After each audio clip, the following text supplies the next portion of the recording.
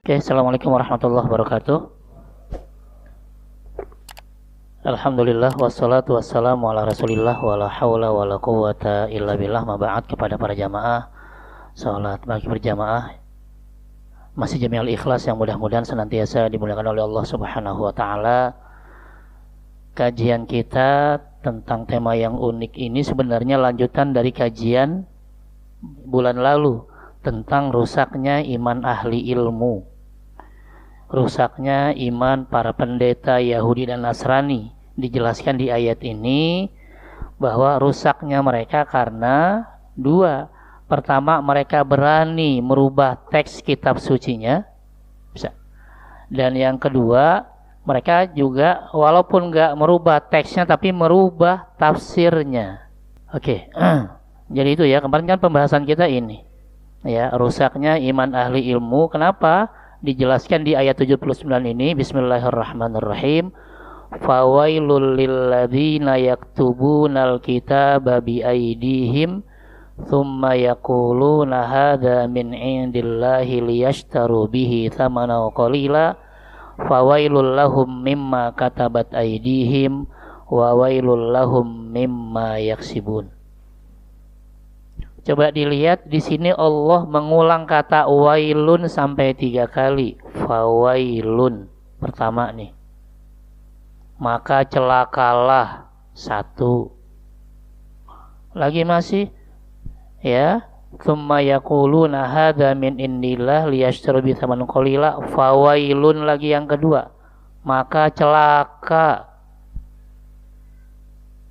Lagi wawailun. Dan celakalah mereka. Ya, kita dengar kata-kata 1 wailun aja udah takut, apalagi wailunnya 3 dalam 1 ayat. Ya, contoh ketika Allah mengatakan fawailul lil musallin, maka celakalah orang yang salat, alladzina hum an salatihim sahun, yaitu orang yang melalaikan waktunya. Kata sahabat Ibnu Abbas, Abdullah bin Abbas, maksud melalaikan waktunya adalah 1, sholat sebelum waktunya. Sholat zuhur jam 11. Itu celaka, orang belum masuk zuhur di sholat. Atau sholat subuh, kalau sholat zuhurnya jam 4, udah lewat. Itu 1 saja wailun udah takut, sehingga Imam Syafi'i nanti memunculkan bahasa as-sholatu li hurmatil waqti, sholat menghormati waktu. Walaupun sholatnya tidak sah. Kenapa? Jangan sampai kita nggak sholat pada waktunya, dianggap celaka. Ayat ini 3 wailunnya. Kenapa? Karena kata wailun diartikan di sini, ya, di tafsir Munir ini, ya, ini kita lihat misalnya di, ya, nih fawailun, ya, di balaghahnya. Pengulangan kata wailun sebanyak 3 kali dalam ayat 79 ini berfungsi untuk mencela, mengecam, dan menjelekkan kejahatan mereka. Saking keselnya, ya, saking marahnya, Allah mengatakan wailun sampai 3 kali dalam 1 ayat. Ya, karena ini bukan perkara yang biasa. Ini apa itu wail atau wailun? 1, azab dan kebinasaan yang keras. Atau ulama yang lain menafsirkan wailun artinya nama sebuah lembah di dalam neraka jahanam. Sallallahu alaihi mengatakan neraka jahanam, neraka jahanam, neraka jahanam, buat orang yang berani merubah teks kitab suci dan atau berani merubah tafsiran teks kitab suci. Dan ini biasa dilakukan oleh pendeta Yahudi. Ya. Seperti apa misalnya? Kita sudah tahu bahwa penjelasan tentang Nabi Muhammad, ciri-ciri fisiknya bahkan sudah ada dalam kitab Taurat dan Injil. Tapi pendeta Yahudi berani merubahnya. Ya. Dihapus itu Taurat yang menuliskan tentang, ya, ciri-ciri fisik Nabi Muhammad, diganti oleh mereka. Ya, dikatakan di sini misalnya, ya, tentang bagaimana ciri-ciri Rasul dalam Taurat. Ya. Nih, sebab turunnya ayat. Orang Yahudi mengubah ciri-ciri Nabi Muhammad yang ada dalam Taurat, yang asalnya adalah Rasul kita matanya hitam, matanya besar, tingginya sedang, berambut ikal. Tapi oleh perintah Yahudi dihapus itu ayat Taurat yang menuliskan tentang ini, lalu diganti oleh pendeta Yahudi. Kenapa? Karena mereka dengki dengan Nabi Muhammad. Mereka ganti dengan tubuhnya jangkung, matanya biru, rambutnya lurus. Sehingga ketika Nabi Muhammad datang ke Madinah, apa kata Yahudi? Itu bukan Nabi akhir zaman. Beda nih di Taurat. Padahal Taurat yang mereka tunjukkan, Taurat yang sudah dihapus dan diganti ciri fisik Nabi Muhammad. Dengan tulisan begini, bahwa Nabi akhir zaman itu tubuhnya jangkung, matanya biru, rambutnya lurus. Padahal yang asli dalam Taurat, matanya hitam, tingginya sedang, rambutnya ikal, dan berwajah tampan. Karena itulah pendeta nomor 1 Yahudi, ya, yang bernama Abdullah bin Salam kenal dan langsung masuk Islam karena sesuai dengan ciri-ciri Taurat. Pendetanya, ya, pendeta nomor 1-nya, sementara yang lainnya nggak ada yang mau nerima Islam. Gitu ya. Jadi hati-hati dengan penafsiran Yahudi. Tidak hanya ini, mereka berani menafsirkan tentang neraka. Ya, nanti dijelaskan di sini. Tuh, apa kata Yahudi? Umur dunia itu cuma 70.000 tahun. Manusia diazab di neraka itu seperti umur dunia, 1000 tahun dikatakan di sana, berarti 10.000 tahun dianggap 1 hari. Ya bukan 10.000 ya, 10.000. Berarti kalau 70.000 tahun dianggap 7 hari. Berarti kata Yahudi, kalau kami disiksa di neraka cuma 7 hari, nggak lama. Penafsiran Yahudi. Makanya mereka pede melakukan kemaksiatan, membunuh, ya, menggenosid orang-orang Palestina, karena mereka sudah sangat yakin paling lama kami disiksa cuma 7 hari di neraka. Penafsiran siapa? Penafsiran pendetanya. Ya, atau dikatakan lagi di sini, ya, penafsiran yang lain, ya, kata Yahudi, kami tidak akan masuk neraka kecuali cuma 40 hari, maksimal 40 hari. Kenapa? Dikiaskan, dianalogikan, karena dulu ketika Nabi Musa, ya, ke Gunung Tursina untuk mendapatkan kitab Taurat, Nabi Musa di sana selama 40 hari. Dan leluhur kami ketika ditinggal oleh Nabi Musa langsung menyembah patung anak sapi selama 40 hari. Begitu pula nanti kami disiksa di akhirat maksimal 40 hari. Setelah itu bebas, nggak disiksa lagi.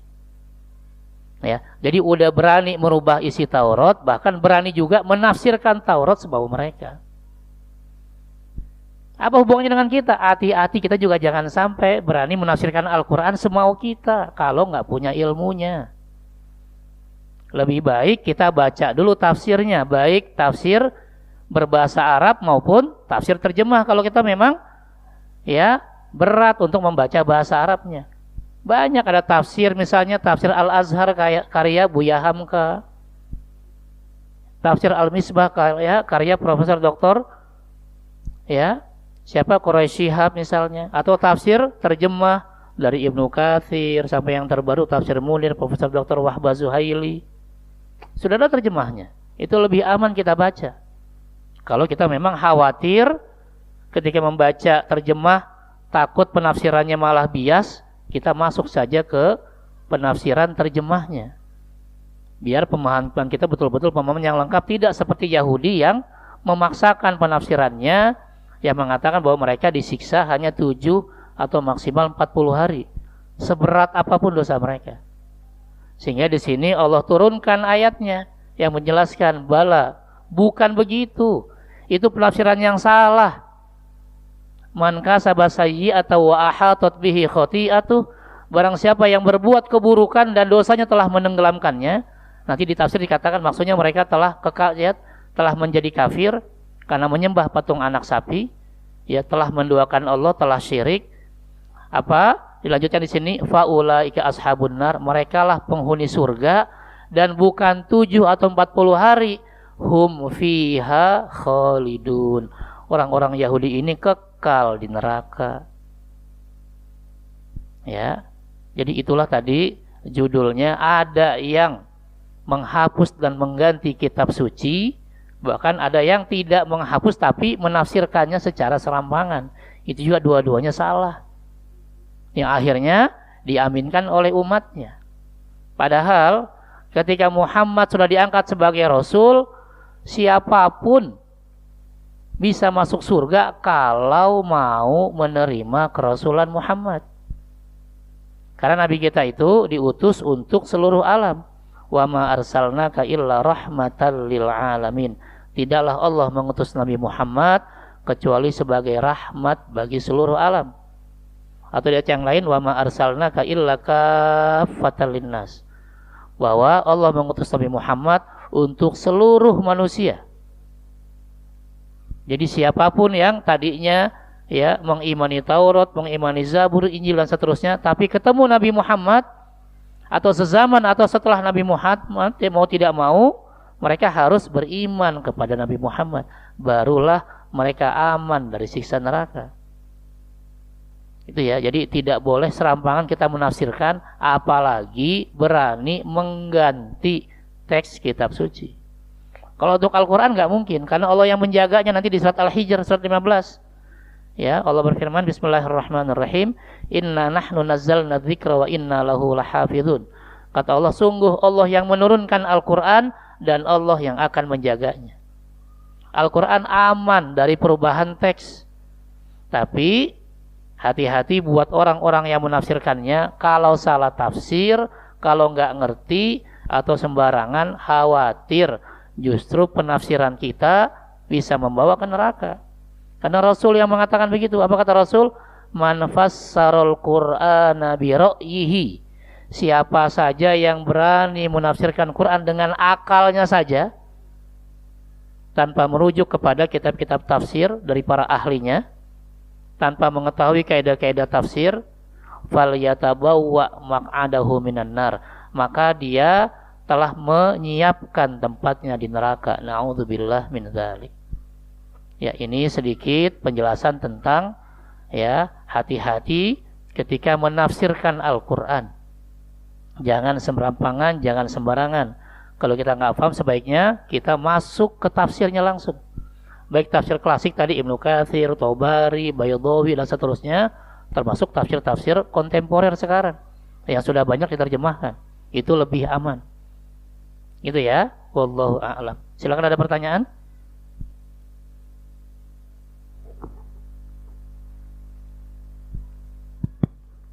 Yuk silakan Pak Haji. Assalamualaikum warahmatullahi wabarakatuh. Waalaikumsalam warahmatullahi wabarakatuh. Ini kan air-air ini atau mungkin udah lama ya Pak Ustadz, banyak penceramah-penceramah baik di media cetak maupun di media elektronik dan sekarang juga di medsos lah ya kan. Jadi yang saya ketahui bahwasanya yang berhak untuk menafsirkan yaitu yang punya persyaratan untuk ijtihad, diantaranya yang saya tahu ini. Tapi kan banyak hanya fungsinya mereka itu sifatnya mubalik, hanya menyampaikan gitu. Jadi dia mungkin istilahnya kapasitasnya nggak ahli sekali dalam tafsir, ilmu lughat dan istilahnya hadis dan sebagainya gitu Pak Ustadz. Ini bagaimana istilahnya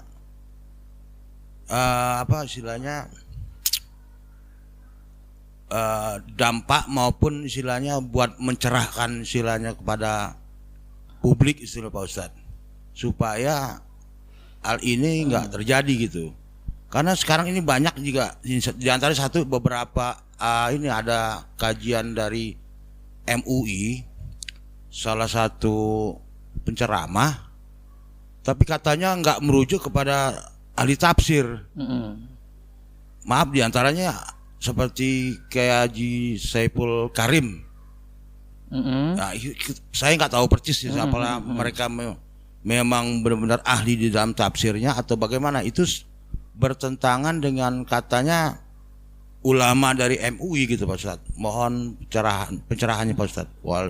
Assalamualaikum warahmatullahi wabarakatuh. Waalaikumsalam warahmatullahi wabarakatuh. Langsung dijawab? Ya. Oke ya, memang betul ketika kita bicara penceramah itu tugasnya sebagai apa? Kan nanti ada yang modelnya monolog, ceramah saja, seperti Jumatan, itu lebih mudah. Karena juga kita nggak boleh nanya juga kan? Orang ceramah Jumatan, maaf interupsi, ya nggak bisa. Tugas kita cuma dengerin aja. Kalau mau nanya nanti setelah selesai sholat Jumat silakan. Karena asalnya Jumatan itu monolog, satu aja. Tapi ketika misalnya kajiannya seperti ini, kan mau nggak mau memang dipaksa untuk berdialog. Maka ya dua-duanya harus cerdas. Ya, gurunya juga harus cerdas dalam artian sesuai dengan ilmunya. Itu ya, muridnya juga harus cerdas.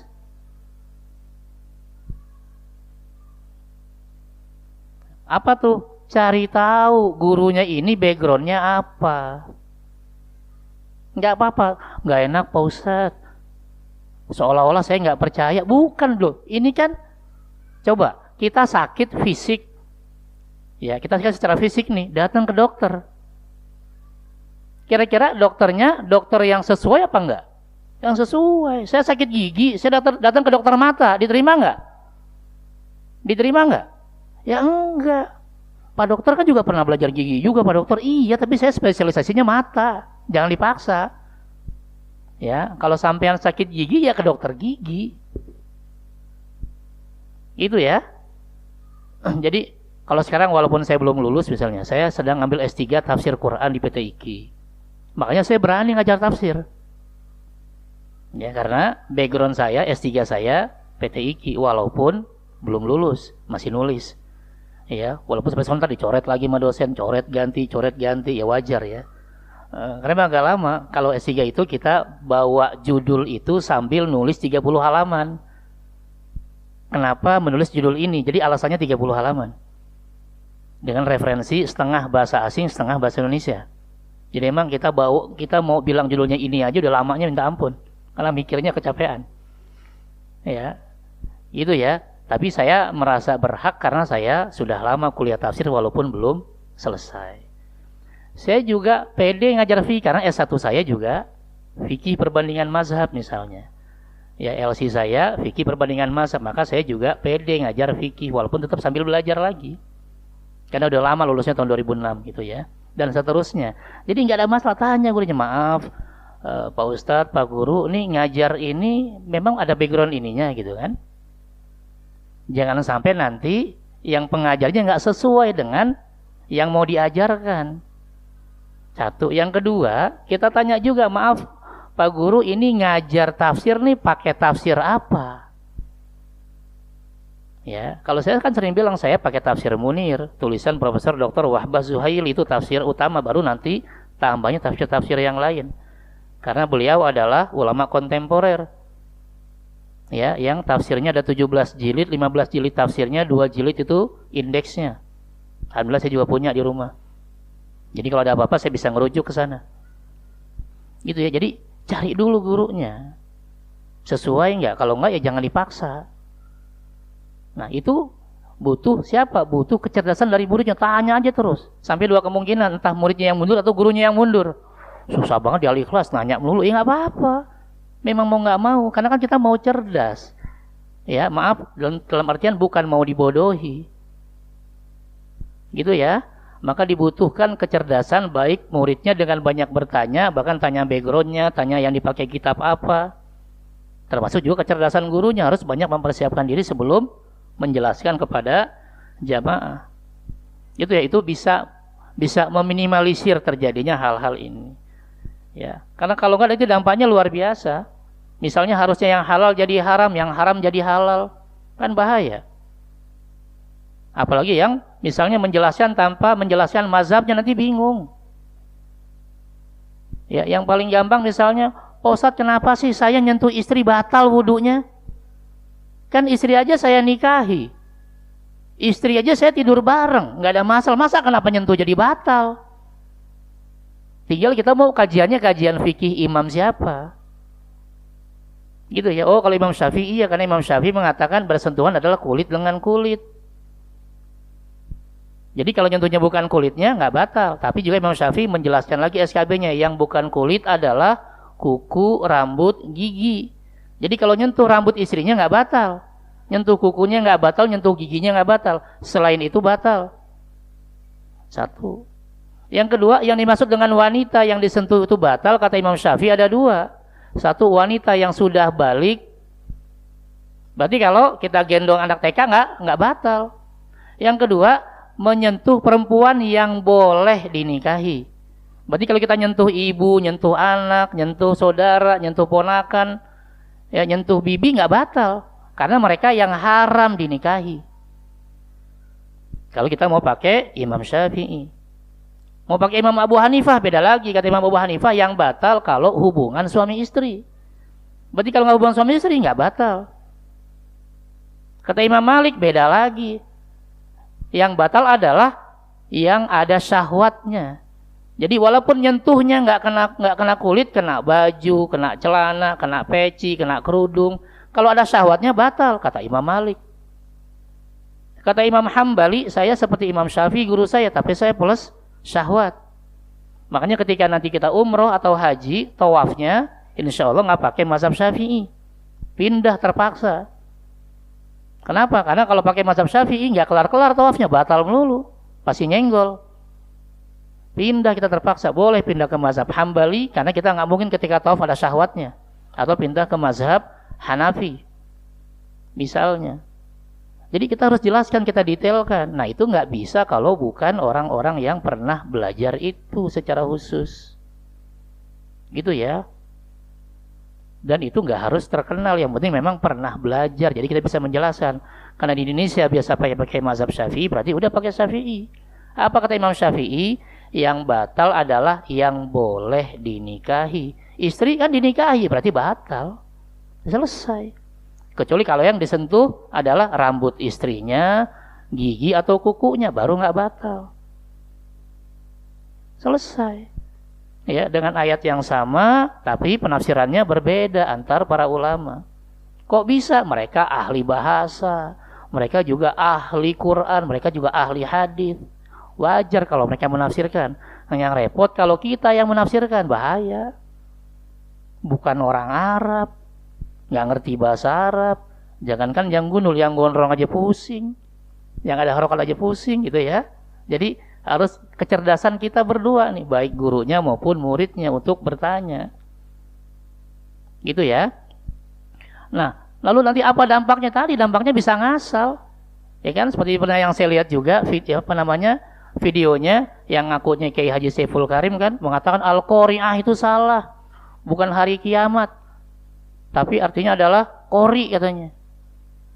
Ini bocah SD juga tahu kalau itu salah. Al-Qari'ah pakai ain, Al-Qari'ah pakai alif. Di Al-Quran adanya Al-Qari'ah pakai ain, artinya qara'a. Qara'a itu mengetuk dengan keras, arti bahasanya. Nah, hari kiamat dianggap mengetuk dengan keras. Apa yang diketuk? Hati kita. Tuh, takutnya luar biasa. Bukan qari'ah diartikan qori perempuan, ya. Jadi jangankan bicara ahli, dipertanyakan dia ngerti bahasa Arab nggak? Kok bisa punya label Kiai Haji? Tanya, cari backgroundnya, asalnya dia kuliahnya di mana, pesantrennya di mana, dan seterusnya. Kalau memang sesuai, berarti tinggal tanya dia pakai rujukan apa, bisa mengatakan Al-Qari'ah itu artinya qori perempuan misalnya. Gitu ya. Jadi kita cari backgroundnya dulu, siapa guru-gurunya, dia belajarnya di mana, ya. Walaupun tidak menutup kemungkinan yang belajar pun bisa salah, apalagi yang nggak belajar. Makanya kitanya yang cerdas, banyak tanya, nggak ada masalah, nggak usah takut, gitu ya.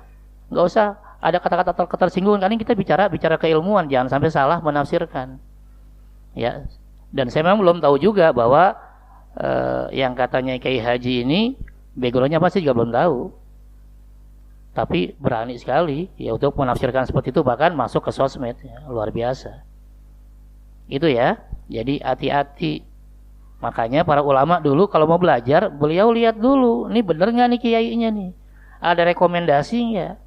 Contoh Imam Syafi'i, awalnya beliau belajar sama ulama Mekah karena usia 2 tahun sudah hijrah ke Mekah. Imam Syafi'i lahir di Palestina, 2 tahun dibawa ibunya ke Mekah, kemudian menghafal Quran, usia 7 tahun hafal Quran, lalu belajar dengan ulama-ulama Mekah. Sampai nanti suatu saat kata gurunya, kalau tidak salah Syekh Ibnu Uyainah mengatakan, Imam Syafi'i, ilmu Mekah udah habis sama kamu. Kamu ke Madinah deh, cari ulama namanya Imam Malik. Beliau ahli hadis. Jadi sudah ada rekomendasi. Belajarlah Imam Syafi'i ke Madinah. Belajar sama Imam Malik atas rekomendasi dari guru sebelumnya. Ya, setelah sekian tahun apa kata Imam Malik? Imam Syafi'i udah habis ilmu Madinah sama kamu. Kamu berangkat ke Baghdad, cari Imam Abu Hanifah. Nih saya kasih sangu, bahkan dikasih duit sama gurunya. Nih, kamu ke Baghdad, cari guru yang namanya Imam Abu Hanifah. Ya, dia logikanya luar biasa, dikenal sebagai Imam ahli ro'i, pemimpin akal sehat. Kamu harus belajar di sana. Kalau kamu Quran Sunnah udah luar biasa, nggak ada yang bisa ngelawan kamu. Tapi bicara logika, lebih bagus kalau kamu belajar ke Baghdad langsung. Sampai sana ternyata udah meninggal gurunya, cari muridnya Muhammad bin Asy-Syaibani. Belajar ilmu logika di sana. Kemudian belajar lagi ke Yaman, belajar ilmu firasat, belajar ilmu hikmah. Itu semua ada rekomendasi sehingga jelas pas kita baca nanti sejarah Imam Syafi'i jelas gurunya siapa, belajarnya apa, pakai kitab apa, lalu kemana saja beliau. Nah ini yang kita harus telusuri guru-guru kita. Jangan sampai gara-gara terkenal, viral, udah oke aja. Kita yang salah, kenapa kita nggak cari tahu? Ke dokter aja kita harus jelas, ya kan? Jangan sampai salah. Ini kita bicara akhirat kok nggak terlalu mencari tahu, itu yang salah dari kita. Itu wallahu a'lam. Jadi sebaiknya tanya backgroundnya dan tanya kita ngajinya pakai kitab apa. Itu wallahu a'lam. Silakan, ada yang lain?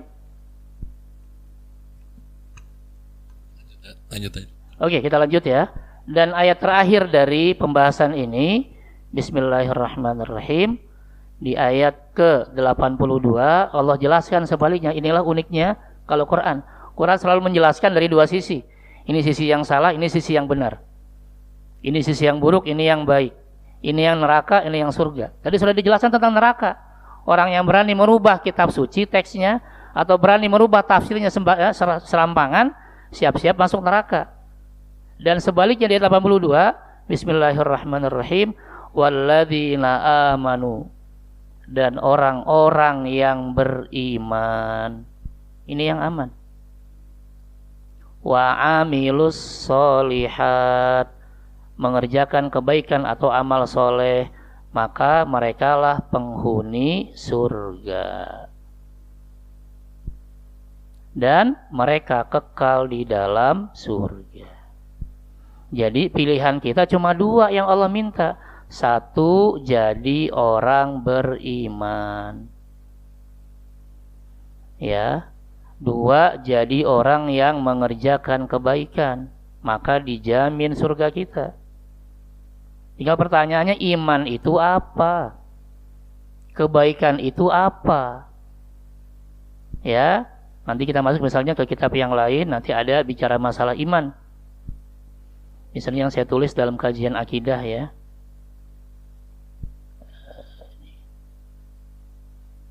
sudah saya terjemahkan di sini ketika bicara tentang iman. Apa itu iman?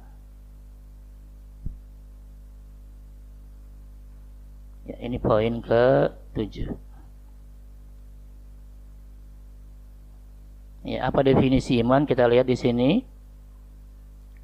Nah, dalam kitab Jauharatut Tauhid, kitab yang dipakai menjadi buku resmi di Al-Azhar Mesir, dikatakan di sini ta'riful iman. Definisi iman adalah al-imanu lughatan at-tasdiq. Iman itu adalah tasdik atau percaya atau membenarkan dalam hati. Menurut bahasa, berdasarkan firman-Nya Bismillahirrahmanirrahim, wa ma anta bimu'minin lana di surat Yusuf. Dan engkau Nabi Yakub tentu tidak akan percaya kepada kami, percaya. Itu adalah iman menurut bahasa. Menurut istilah, iman adalah tasdiqun nabi fi kulli ma jaa bihi. Yakin 100% tidak ragu kepada kerasulan Muhammad. Jadi ketika bicara iman dalam Al-Quran, iman adalah Islam. Karena di luar Islam nggak percaya terhadap kerasulan Muhammad. Kalau mereka mengatakan kami beriman juga kok, tapi imannya salah. Ya, karena iman yang paling jelas adalah meyakini kerasulan Muhammad dengan mengatakan wa asyhadu anna Muhammadar Rasulullah. Inilah yang membedakan antara Islam dengan di luar Islam. Ya, karena itulah para ulama mengatakan Islam sama dengan iman, iman sama dengan Islam. Di luar Islam tidak ada keimanan. Kalau ada, imannya salah. Ya, karena indikator keimanan yang pertama adalah meyakini kerasulan Muhammad. Dan itu tidak ada pada agama lain. Dan yang kedua, indikatornya adalah tunduk dan menerima semua yang diajarkan oleh Nabi Muhammad sallallahu alaihi wasallam. Inilah yang dinamakan dengan iman. Karena itu, ketika ada orang-orang non-Islam, mereka beramal soleh, mereka ikut-ikutan puasa Ramadan, mereka ikut sedekah, bahkan ikut kurban. Sah nggak amal solehnya? Nggak sah, nol. Karena amal solehnya tidak dilandasi dengan keimanan. Karena amal soleh, kebaikan adalah praktek keimanan. Iman dalam hati, keyakinan. Mana prakteknya? Prakteknya sholat, prakteknya zakat, prakteknya mengerjakan yang wajib, prakteknya meninggalkan yang haram. Ketika orang-orang di luar Islam, mereka beramal soleh, ikut-ikutan tadi, ikut puasa, ikut sholat, ikut kurban, ikut sedekah. Tapi mereka tidak meyakini keesaan Allah, tidak meyakini kerasulan Muhammad. Amal solehnya dapat, tapi nol, pahalanya nggak ada. Mereka hanya dibalas di dunia, langsung dibalas oleh Allah di dunia, tapi di akhirat nggak ada. Kecuali mereka mau nerima Islam. Ketika mereka mu'alaf nerima Islam, maka amal-amal solehnya sebelum Islam dimunculkan lagi, dosa-dosanya dihapus. Ya, itulah nikmatnya jadi mu'alaf. Tapi mu'alaf dari non, bukan yang murtad. Itu besok murtad dulu, jangan, malah bahaya. Ini khususon. Ya. Jadi iman itu poinnya adalah meyakini kerasulan Muhammad dulu. Itulah yang disebut dalam ayat ini. Siapa saja yang beriman, ya, berarti di sini meyakini kerasulan Muhammad dan siap tunduk menerima semua ajaran Nabi Muhammad. Satu. Baru yang kedua, mengerjakan kebaikan atau bahasa kita amal soleh. Apa amal soleh itu? Praktek keimanan. Rasul suruh kita kerjakan, Rasul larang kita tinggalkan. Atau kalau nanti kita jelaskan lagi di kajian-kajian fikih, berarti yang wajib harus kita kerjakan, yang haram harus kita tinggalkan. Itulah amal soleh minimalis. Itu yang paling minimal. Kalau kita mau lebih lagi, monggo, mengerjakan yang sunnah, meninggalkan yang makruh. Itulah amal soleh yang sempurna. Itu ya. Nanti ada amal soleh minimalis. Ya. Apa itu? Hanya mengerjakan yang wajib. Kemudian meninggalkan yang haram. Ini minimal. Tapi amal soleh ini adalah praktek keimanan kita. Benerin dulu imannya. Yang mana? Iman yang la ilaha illallah Muhammadur Rasulullah. Yakin dengan keesaan Allah, yakin dengan kerasulan Muhammad. Gitu ya. Kon kasihan Pak Ustadz, mereka udah amal, bahkan amalnya lebih banyak dari kita, kurbannya tiap tahun. Masa gara-gara nggak nerima la ilaha illallah Muhammadur Rasulullah masuk neraka? Emang itu kuncinya. Ya kenapa mereka menolak? Kan cuma ngomong, nggak ribet, cuma berikrar. Kenapa nggak mau? Ya kan lebih mudah daripada amalan-amalan soleh, gitu ya. Nah sedangkan nanti amal soleh yang sifatnya ya versi lengkap tadi, ya silakan dengan menambahkan yang sunnah dan meninggalkan yang makruh. Tapi poin pertamanya adalah beriman dulu.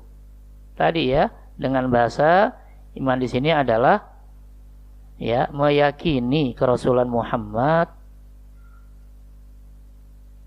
Ya, kemudian yang kedua apa? Tunduk dan menerima semua ajaran Nabi Muhammad sallallahu alaihi wasallam.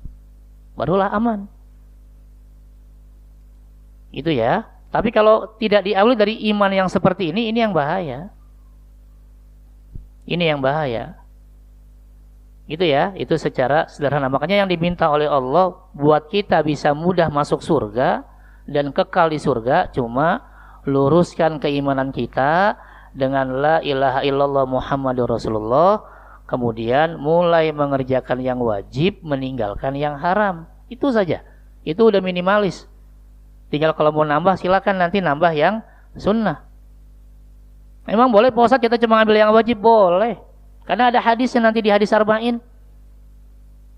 Ya, ada orang Arab pedalaman nanya, "Ya Rasulullah, idza shallaitul maktubat, ya Rasul, kalau saya cuma 5 waktu aja sholatnya, saya nggak mau nambah yang sunnah.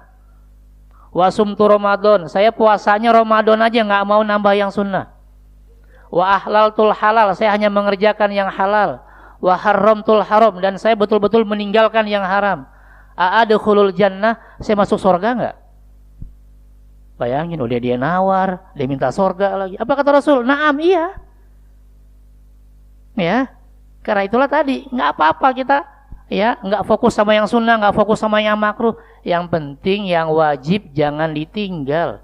Yang wajib harus dikerjakan, yang haram harus ditinggal. Itu minimal. Dan juga jangan lupa la ilaha illallah Muhammadur Rasulullah-nya tetap dijaga. Ya, jangan nanti kayaknya Tuhan ada 2, ya jangan, bahaya itu.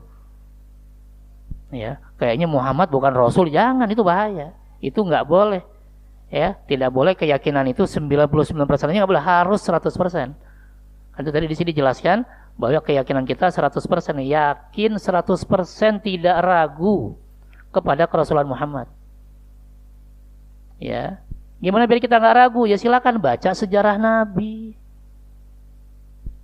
Ya, silakan nanti baca hadis-hadis Nabi, sering mendatangi majelis-majelis ta'lim baik yang offline kayak gini maupun yang online misalnya. Cari guru-guru yang memang betul-betul sesuai dengan backgroundnya. Ya, kajian kitabnya juga sesuai dan seterusnya. Gitu ya, wallahu a'lam. Ada pertanyaan silakan. Saya ada Pak, tinggal beberapa menit lagi Pak Ustadz. Lanjutin dulu Pak Ustadz. Oke. Itu ya, jadi ketika kita ditanya bagaimana sih iman yang benar, nah nanti dijelaskan di sini. Tuh. Inilah model iman menurut Islam. Fokus iman itu di hati. Ini ring satunya. Inilah inti keimanan di hati. Hati kita meyakini kerasulan Muhammad tanpa ragu. Hati kita tunduk menerima semua ajaran Nabi Muhammad. Maka ikrar dan perbuatan itu penyempurna iman. Ya, hati sebagai inti keimanan, ikrar dan amal soleh sebagai penyempurna. Karena itulah menurut Ahlus Sunnah wal Jamaah, kalau ada yang dalam hatinya la ilaha illallah Muhammadur Rasulullah, yakin dengan keesaan Allah, yakin dengan kerasulan Muhammad, tapi nggak mau sholat, nggak mau puasa, imannya masih ada, tapi nggak sempurna. Ya, ini juga nanti yang ditulis oleh Majelis Ulama Indonesia tentang 10 kriteria aliran sesat. Nih diantaranya. Tuh ya, kalau mengingkari salah satu dari rukun iman, nggak boleh ingkar. Ya, meyakini akidah yang tidak sesuai Quran dan Sunnah, meyakini adanya wahyu setelah Quran, ini yang sesat. Mengingkari kebenaran Al-Quran, ini yang sesat. Melakukan penafsiran yang tidak berdasar kaidah tafsir, ini poin yang tadi ditanya. Ya. Mengingkari kedudukan hadis sebagai sumber ajaran Islam, menghina, melecehkan, merendahkan para nabi. Ya, mengingkari Nabi Muhammad sebagai Rasul terakhir, mengubah, menambah, mengurangi pokok-pokok ibadah seperti haji nggak ke Baitullah, atau salat wajib nggak 5 waktu, atau bahkan mengkafirkan sesama Muslim Cuma gara-gara ngajinya beda bukan kelompoknya, ini juga sesat, nggak boleh. Ya, sehingga tadi poinnya bahwa ketika kita bicara tentang amal soleh bukan memudahkan, tapi kuatkan keyakinan kita amal soleh sebagai praktek keimanan. Ya, ketika ikrar kita sudah oke, amal solehnya oke, berarti sempurna iman kita. Tapi kalau yang ada yang masih STMJ, sholat terus maksiat jalan, nah itu imannya masih kurang-kurang. Ya, tapi tetap ada imannya, jangan bilang wah imannya udah nggak ada nih, lu kafir nih, halal darahnya, sesat neraka, nggak boleh. Kenapa? Karena masih ada pintu taubat. Ya, tapi yang paling penting jangan sampai keyakinan kita yang berubah, minimal keyakinan terhadap dua hal tadi. Keyakinan terhadap keesaan Allah, la ilaha illallah, keyakinan terhadap Muhammadur Rasulullah, Muhammad sebagai utusan Allah.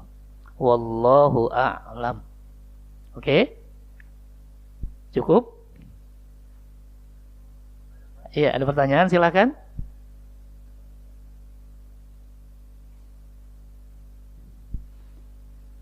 Ya, jadi apa poinnya di sini? Pertama, hati-hati terhadap penafsiran. Ya, kita pasti yakin Al-Qur'an tidak akan dirubah teksnya karena Allah yang menjaga. Beda dengan kitab-kitab suci sebelumnya. Ya, pendetanya berani merubah teksnya. Al-Qur'an nggak mungkin dirubah karena Allah yang menjaganya. Tapi jangan sampai kita memaksakan diri berani menafsirkan Quran kalau kita belum punya ilmunya. Kecuali kita mengatakan yang saya baca di tafsir Ibnu Katsir begini, nggak masalah karena kita merujuk kepada ulama. Yang saya baca di tafsir Profesor Dr. Quraish Shihab begini. Yang saya baca di tafsir Buya Hamka begini, nggak ada masalah karena bukan pemikiran kita, tapi pemikiran ulama-ulama ahli tafsir. Silahkan. Gitu ya. Jadi kita pun selamat. Karena yang kita jelaskan adalah bukan pemikiran kita sendiri tapi pemikiran ulama-ulama tafsir. Apakah nanti berbeda atau sama? Nggak ada masalah, yang penting rujukan kita jelas. Yang saya baca tentang ayat ini, tentang surat ini menurut tafsir dari ulama A, ulama B, ulama C adalah begini. Silahkan diskusi misalnya, nggak ada masalah. Ya, tapi jangan saling mengatakan ayat ini menurut saya. Wah, siapa kita? Menurut saya. Jangan, ya, menurut ulama dalam kitab ini, menurut ulama dalam kitab ini. Kita jelaskan rujukannya, kita jelaskan referensinya. Jadi kita pun aman. Saya juga sama, saya menjelaskan ini nih. Ya, kajian saya dari ya tafsir ini, tafsir ini, tafsir ini. Itu ya, wallahu a'lam. Kita tutup sama-sama dengan membaca hamdalah, alhamdulillahirabbil alamin, subhanakallahumma wa bihamdika, asyhadu an la ilaha illa anta, astaghfiruka wa atubu ilaik. Assalamualaikum warahmatullahi wabarakatuh.